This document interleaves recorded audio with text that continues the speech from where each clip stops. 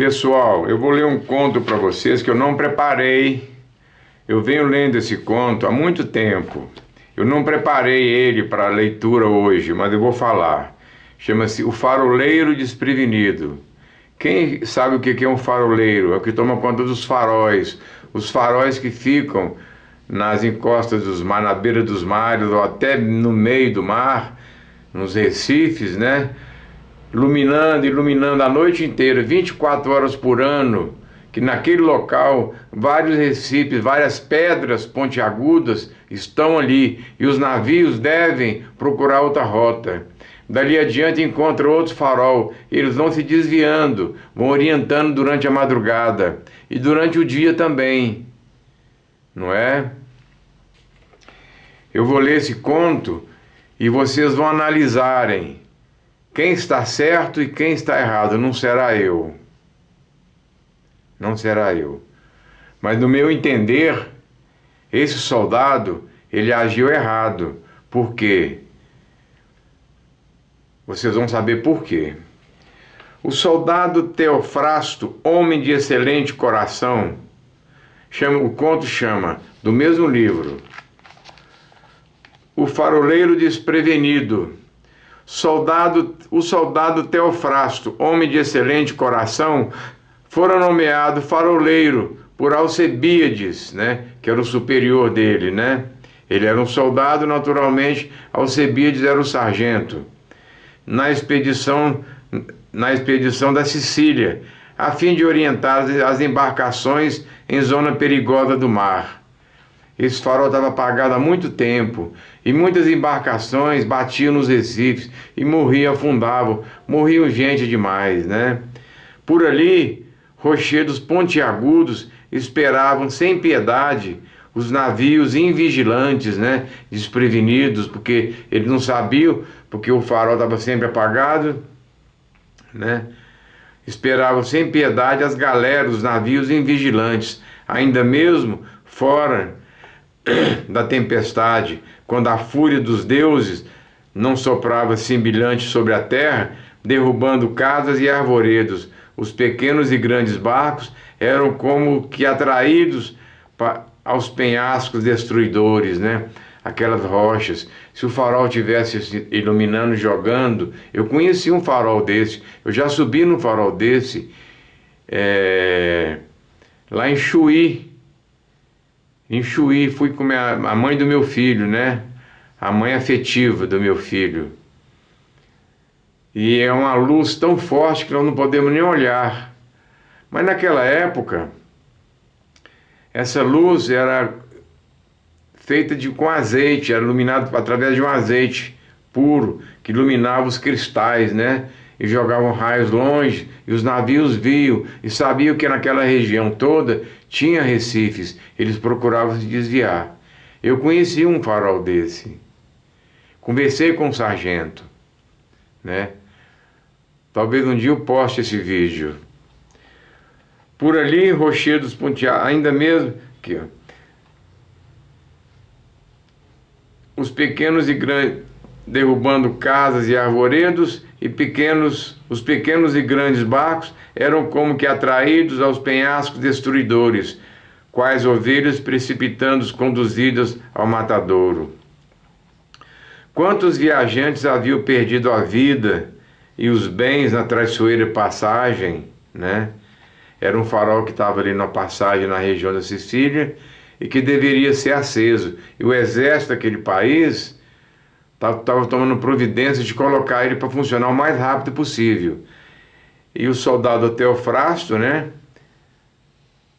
de excelente coração, fora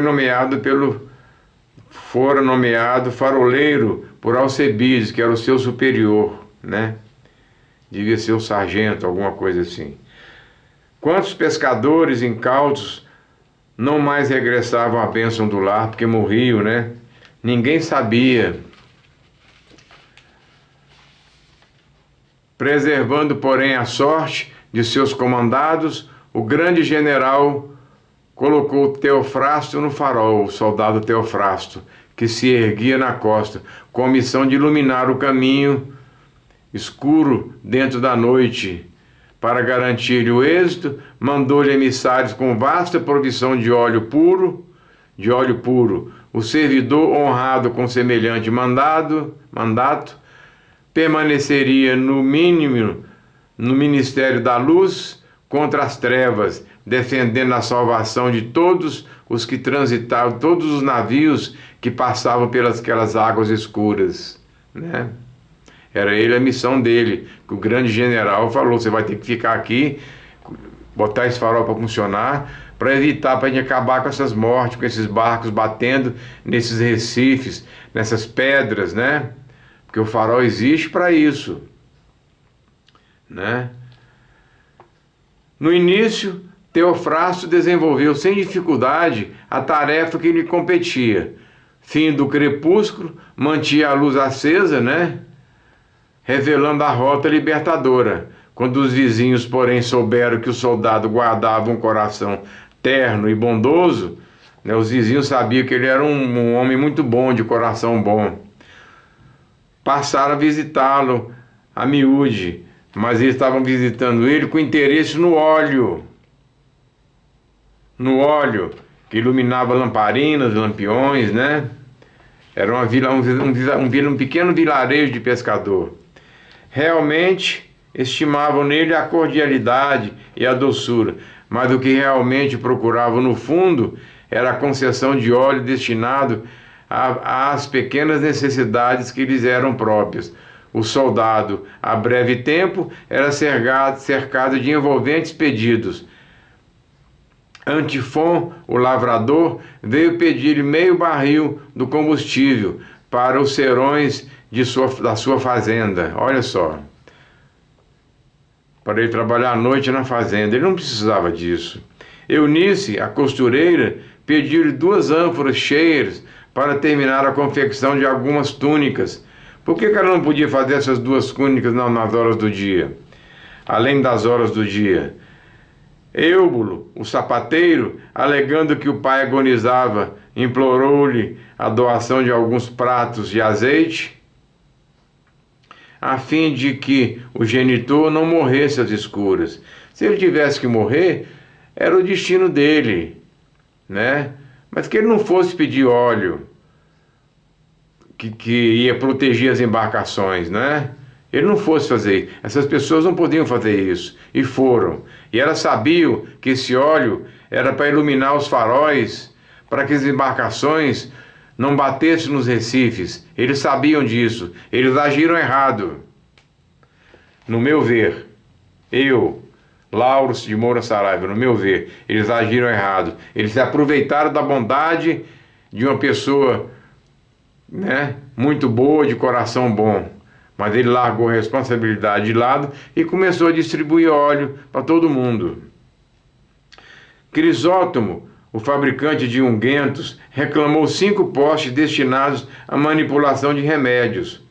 Corsiro, o negociante, implorou certa cota mais elevada para o sustento de algumas tochas, para trabalhar à noite. Por que não trabalhava de dia? Todos os afeiçoados nas redondezas, interessados em satisfazer as exigências domésticas, relacionaram solicitações simpáticas e comoventes. Teofrasto, o soldado Teofrasto, atingido na sensibilidade, distribuiu o combustível precioso pela ordem dos pedidos. Não podia sofrer o quadro angustioso, afirmara. As requisições os pedidos no seu parecer, né, na sua consciência, eram justos e oportunos. Assim que, ao término de 2 semanas, acabou a reserva de 12 meses em 2 semanas. O funcionário não pôde comunicar-se facilmente com os postos avançados de comando, e tão logo se apagou o farol solitário, por várias noites consecutivas, os duros penhascos espatifaram embarcações de todos os tamanhos, pescadores, navios grandes, né? Prestigiosos contingentes de tropas perderam a vida. Confiados pescadores jamais voltaram às suas famílias, ao ninho dos familiares. Comerciantes diversos portadores de valiosas soluções e problemas inquietantes na luta humana, desceram, aflitos, aos abismos do ar, morreram afogados, porque as navegações, o farol escuro, batiam nos rochedos, e os barcos, ó, o barco, ó, morreu todo mundo, né? Igual o Titanic, né?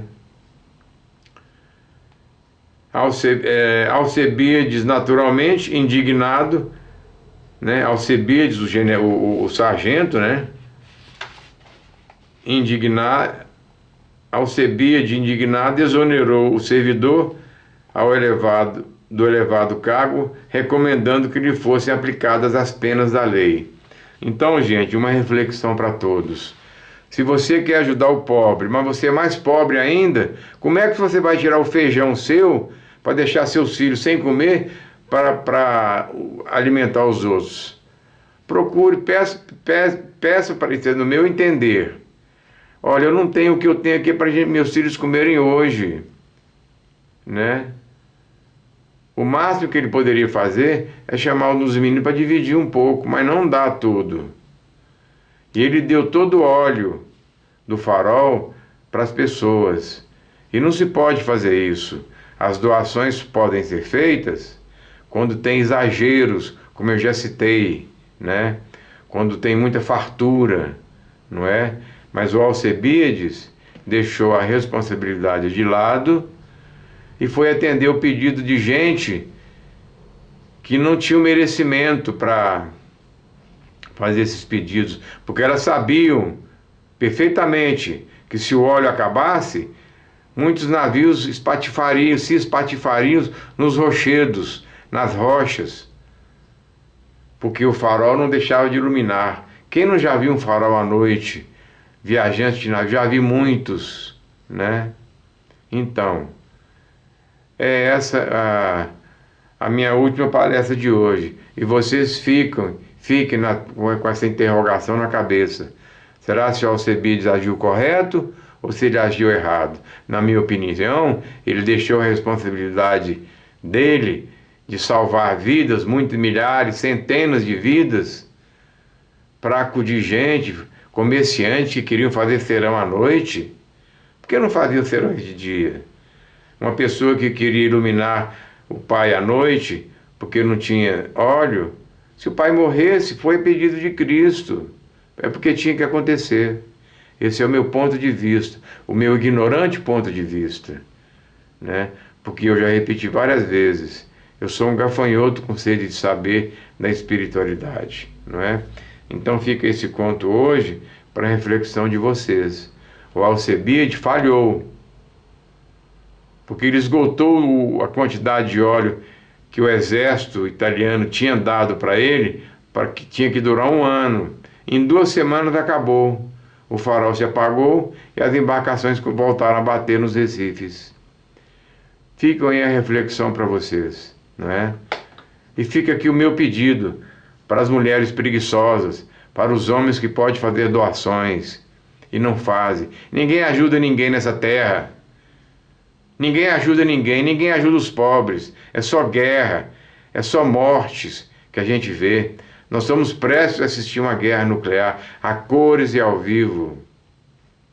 E o plano espiritual pode, sim, a pedido de Jesus, enviar as naves interplanetárias, né? Como eu já disse, que os arquivos do FBI foram escancarados e já mostraram naves desativando mísseis nucleares que caíam como palitos de fósforo. Mas não será centenas, não será milhares, serão milhões de naves. Porque o Senhor Putin, quem é ele para destruir o mundo? Ele não é Deus, ele está brincando de Deus, matando criancinhas, enterrando soldados, destruindo a Ucrânia inteira, não é?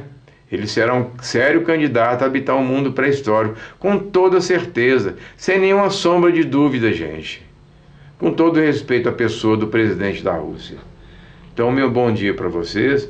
Todos tenham uma terça-feira maravilhosa, né? E que o grande arquiteto do universo ilumine a todos. Muito obrigado, viu?